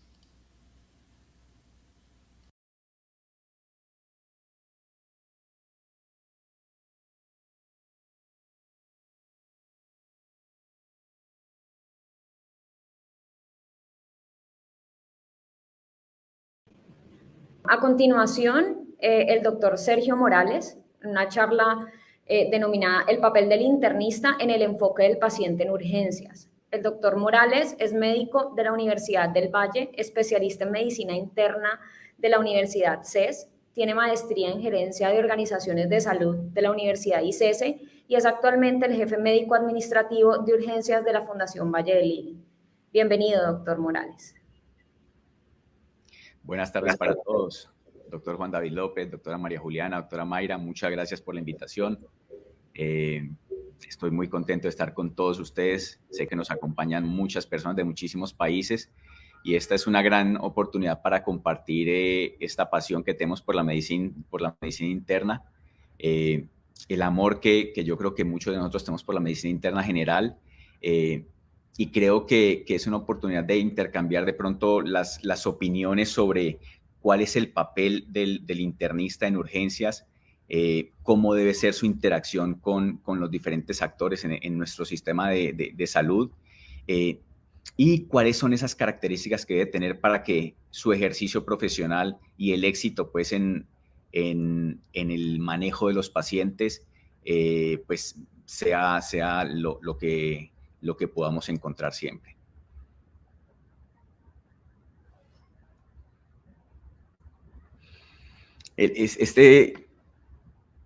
El papel del internista en urgencias, del internista general, yo creo que ha tenido una evolución muy, muy grande en los últimos años. Creo que pues, la medicina interna ha tenido un gran cambio desde hace 40 años con el gran auge de las subespecialidades y el papel del internista general ha tenido que irse dimensionando y adaptando de una manera muy rápida y yo creo que de una muy buena manera a los diferentes retos que se le están imponiendo. Creo que en la consulta externa, en hospitalización y en urgencias, el internista general ha tenido que reinventarse y ha tenido que adquirir diferentes habilidades para poder seguir satisfaciendo las necesidades de salud de sus pacientes y seguir siendo útil en el sistema de salud y de alguna manera compartir de una manera con colegaje con el resto de profesionales de la salud. El emergenciólogo en urgencias tiene un papel fundamental y el internista tiene que aprender a trabajar con este profesional y con el resto de especialidades para que el paciente tenga una buena atención. Así que eso es algo de lo que yo les quiero contar hoy. Yo no podía dar esta charla sin hablar del doctor Javier Gutiérrez Jaramillo. Quiero que lo recordemos los que tuvimos el honor y el privilegio de conocerlo. Para los que no lo conocieron, el doctor Javier Gutiérrez fue un internista y cardiólogo que trabajó durante muchos años como profesional en la Universidad del Valle, en el Hospital Departamental y en la Fundación Valle del Lili como docente, como médico, internista y cardiólogo. Y fue una inspiración para la mayoría de nosotros que tuvimos el placer de conocerlo. Yo lo conocí en pregrado, fue mi docente, tuve el placer y el honor de compartir nuevamente en posgrado, fue mi docente nuevamente y quería que ustedes lo conocieran y que lo recordáramos con la alegría con que él nos enseñaba y con la generosidad con que él compartía todo su conocimiento con nosotros. Yo creo que lo más importante para compartirles son como las competencias que creo que el internista de urgencias debe tener. Creo que uno pudiera, si si las divide en 7 competencias, como en 7 grupos de cualidades que el internista de urgencias debe tener y deben ser muy firmes. Creo que todos han hablado de la gran cantidad de conocimiento médico que hay y creo que para todos los médicos es entendible que nadie puede estar actualizado en todo y eso lo ha entendido el internista general, pero eso no quiere decir que el internista general pueda darse el lujo de no tener conocimientos profundos de sus patologías. Creo que es un reto, creo que es cada vez más difícil ser un buen internista general porque hay que tener un mayor número de conocimientos y un mayor número de habilidades para poder seguir siendo útil en este sistema de salud. Creo que la primera competencia que debe tener un buen internista en urgencias es una atención centrada en el paciente. Debe ser muy, muy estricto en cuanto a la obtención de una buena historia clínica. Debe tomarse el tiempo para interrogar al paciente. Creo que cuando hay tanta tecnología, a veces queremos saltarnos pasos e ir directamente a los estudios y muchas veces una buena historia clínica nos evita cometer errores y eso es muy cierto en urgencias cuando el riesgo y el margen de error es tan alto. Realizar un buen examen físico, sobre todo profundizado de acuerdo a la historia clínica del paciente, establecer un diagnóstico diferencial. Creo que ese es la mayor habilidad de un internista, hacer un buen diagnóstico diferencial y eso es lo que va a permitir que los estudios que propongamos sean adecuados. Debemos solicitar estudios apropiados para confirmar el diagnóstico. En los diferentes servicios de salud y en la premura de urgencias, a veces podemos pedir más estudios, menos estudios de los que se necesita. Creo que lo que tenemos que tener todos claro es que lo más efectivo y lo más eficiente es solicitar los estudios que necesita el paciente en el momento que lo necesita. Y eso creo que es el primer pilar. El cuidado del paciente debe ser nuestra mayor competencia y debe ser el mayor esfuerzo que debemos hacer. Creo que el conocimiento clínico cada vez más amplio. Nosotros debemos tener una actualización continua para poder tener todas las herramientas para establecer un buen diagnóstico diferencial. Debemos conocer el manejo de las patologías prevalentes en urgencias. Debemos tener conocimientos muy sólidos en estas patologías. Debemos ser muy, muy juiciosos en el uso de los medicamentos, conocer sus indicaciones, sus contraindicaciones, ser muy juiciosos en consultar dosis e interacciones de estos medicamentos, revisar siempre la formulación de los pacientes. En urgencias muchas veces no tenemos toda la información, a veces no nos han dicho de alguna alergia, a veces no consultamos la historia clínica y eso nos puede llevar a errores muy graves, así que creo que profundizar siempre en la formulación de los pacientes es fundamental. Y estamos expuestos a síntomas infrecuentes y enfermedades raras y tenemos también que estar preparados para saber enfocar y orientar a estos pacientes. Creo que habilidades técnicas, dentro de esta es donde yo veo que ha habido un mayor cambio. No solo tenemos que seguir siendo muy hábiles en interpretar laboratorios, imágenes, pruebas diagnósticas y saber muy bien cuáles son sus indicaciones y su rendimiento, sino además que el internista en urgencias especialmente cada vez tiene que ser más hábil en realizar procedimientos tanto diagnósticos como terapéuticos. Creo que el uso de la ecografía en urgencias llegó para quedarse y cada vez tiene más indicaciones y más utilidad.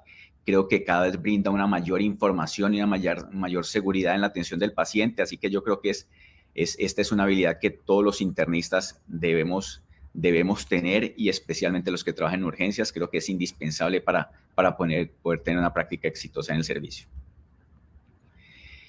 La comunicación es fundamental. Yo estoy a cargo de urgencias de la Fundación Valle de Lili hace ya algo más de 7 años y creo que donde más tenemos que hacer esfuerzo todos los internistas y todos los profesionales de la salud es en la comunicación con el paciente y con la familia.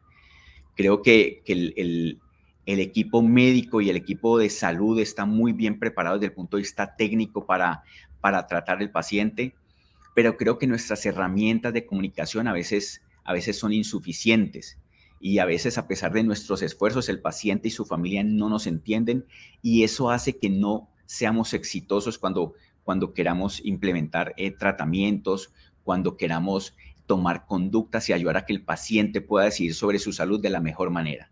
Así que creo que informar al paciente de su estado de salud es como el primer deber del médico, y esos 5 minutos que a veces nos toman son la clave de una buena relación médico-paciente, de esa relación con la familia, y eso va a facilitar, pues, creo, la evolución del paciente en el servicio.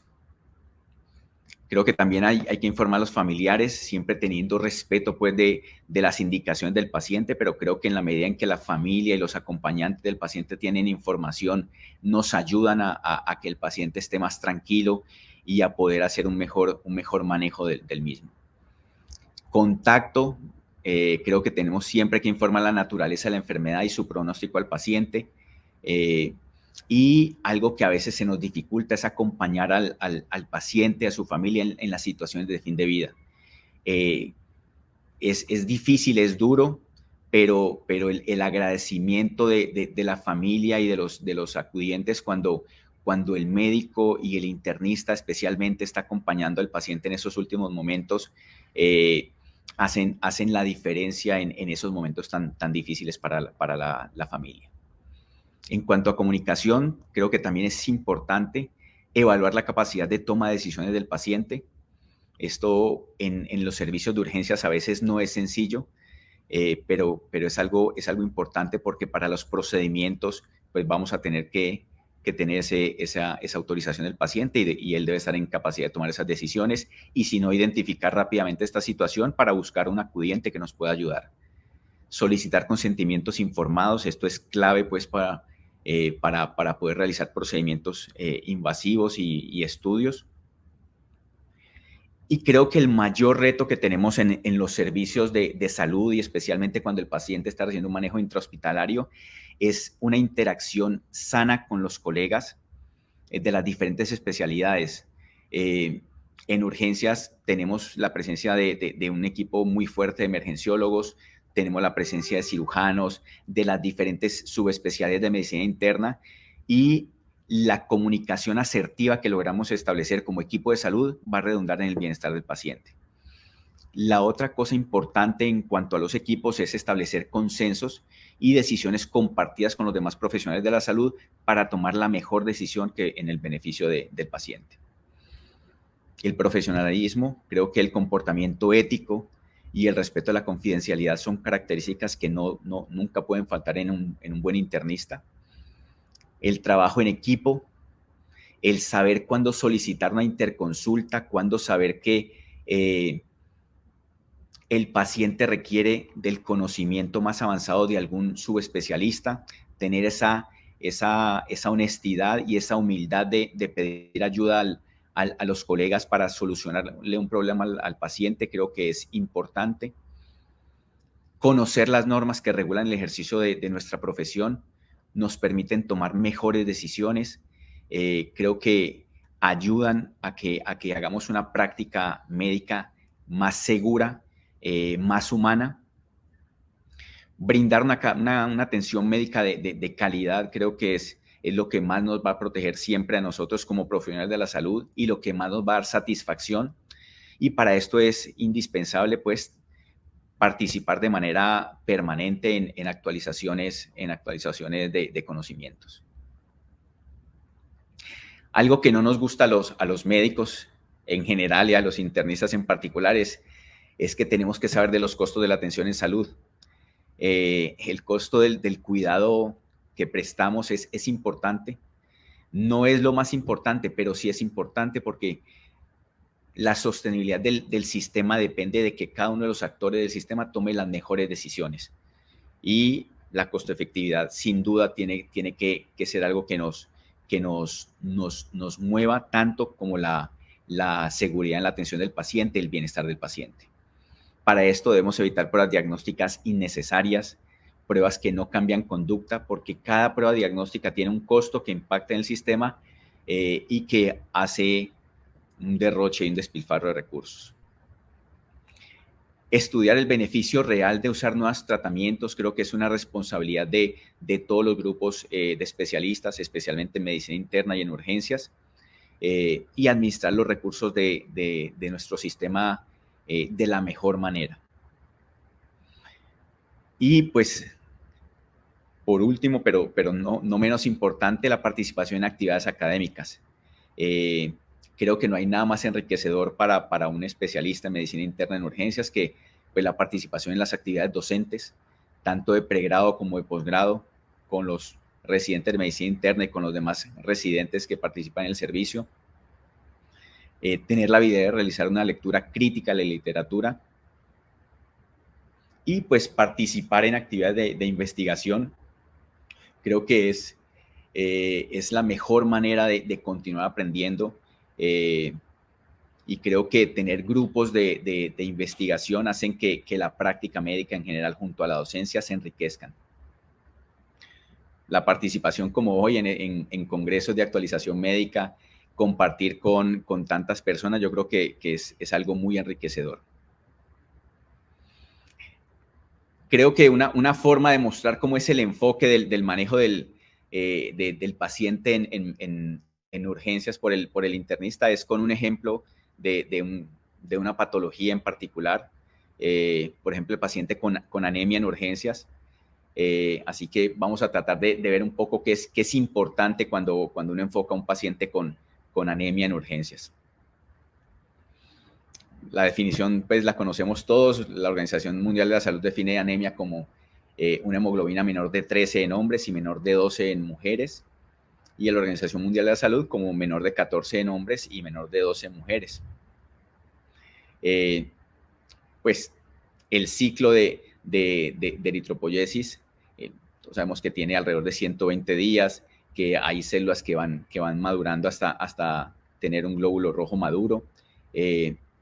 Sabemos pues que hay 5 millones de glóbulos rojos por microlitro, que probablemente el 1% de esos son reticulocitos. Y de alguna manera, pues, una clasificación, pues, para enfocar y estudiar las anemias en urgencias es mirando, pues, el IPR y el volumen corpuscular medio. Así hacemos una clasificación, pues, funcional y morfológica de estas anemias. Cuando miramos el IPR, nosotros, pues, podemos, digamos, de alguna manera diferenciar si el IPR es mayor de 2, tenemos una anemia regenerativa. Y, pues, puede ser por hemorragia interna o externa o por hemólisis. Y cuando tenemos un IPR menor de 2, pues a regenerativas y serían intramedulares o extramedulares. Y de acuerdo al volumen corpuscular medio, nosotros siempre hemos definido pues 3 tipos de anemias: microcítica, normocítica y macrocítica. Y hay como causas más frecuentes en cada uno: la deficiencia de hierro, la talasemia, la enfermedad crónica, la anemia sideroblástica en la anemia microcítica. En la anemia normocítica, una enfermedad crónica, la deficiencia de hierro, las anemias hemolíticas, los desórdenes primarios de la médula ósea. Y en la anemia macrocítica, megaloblásticas por medicamentos y pues otros desórdenes hematológicos. Es cuando vamos a abordar un paciente con anemia y encontramos que esa anemia es microcítica, lo primero es descartar que no sea una anemia ferropénica, porque es la causa más común de anemia microcítica. Y pues la ferritina es el examen definitivo para evaluar este déficit de hierro, es el examen más costo efectivo. Tenemos que hacer una muy buena historia clínica, fijarnos en los índices eritrocitarios, pedir un perfil de ferrocinética, hacer un extendido de sangre periférica. Podemos encontrar eritrocitosis, trombocitosis reactiva. El segundo paso es, si tenemos una ferritina normal, identificar si la microcitosis es de reciente aparición o corresponde a una condición preexistente. Ahí tendremos síndromes talasémicos y condiciones no talasémicos. Dentro de los síndromes talasémicos, pues microcitosis con volúmenes de 72 femtolitros o menos, hipocromía, anisocitosis de acuerdo al síndrome talasémico. En el extendido de sangre periférica podemos encontrar inclusiones de hemoglobina H, pelotas de golf. el estudio con electroforesis de hemoglobina sería pues fundamental para aclarar ese diagnóstico. Y en los síndromes no talasémicos, pues las anemias asociadas a enfermedad crónica como la artritis reumatoide, la polimialgia reumática, la enfermedad del tejido conectivo, infecciones crónicas, anemias sideroblásticas adquiridas o no adquiridas. Cuando vamos a estudiar una anemia normocítica, el primer paso es descartar causas pues inmediatamente tratables, nutricionales, anemia en paciente con enfermedad renal crónica, las anemias hemolíticas. En las anemias hemolíticas, pues parte fundamental es pedir una deshidrogenasa láctica, bilirrubina indirecta, aptoglobina, reticulocitos, hacer un extendido de sangre periférica y pues clasificar esta anemia hemolítica como intracorpuscular, extracorpuscular, intravascular o extravascular. El segundo paso es cuando no está asociado pues, a deficiencia nutricional, a enfermedad renal crónica o hemólisis. Mira, si es una anemia de enfermedad crónica o es un desorden primario de la médula ósea. Las anemias por enfermedad crónica son hipoproliferativas, asociadas a diabetes, enfermedades del tejido conectivo, infecciones crónicas y malignidad. Y el examen con mayor coste de efectividad para diferenciar anemia ferropénica de enfermedad crónica, pues la ferritina. Y en los desórdenes primarios de la médula ósea, el extendido de sangre periférica es una herramienta muy útil para la aproximación al diagnóstico. Podemos encontrar macrocitos ovales, neutrófilos hiposegmentados, monocitosis y pues a veces compromiso de más de una línea celular. Y en la macrocitosis, el primer paso es descartar el uso de medicación que genere macrocitosis. Dentro de los más frecuentes está el alcohol, la hidroxiuria, el metrotexato, el trimetopinsulfa, la acidobudina. El segundo paso es descartar causas nutricionales, déficit de vitamina B12, de folatos. En los niveles pues, de vitamina B12 borderline es importante realizar pues, niveles de ácido metilmalónico. Descartar causas nutricionales pues, para determinar la causa, anticuerpos para factor intrínseco pues, cuando hay anemia perniciosa y el test de Schilling pues, para estudiar cuál es la causa de esta anemia.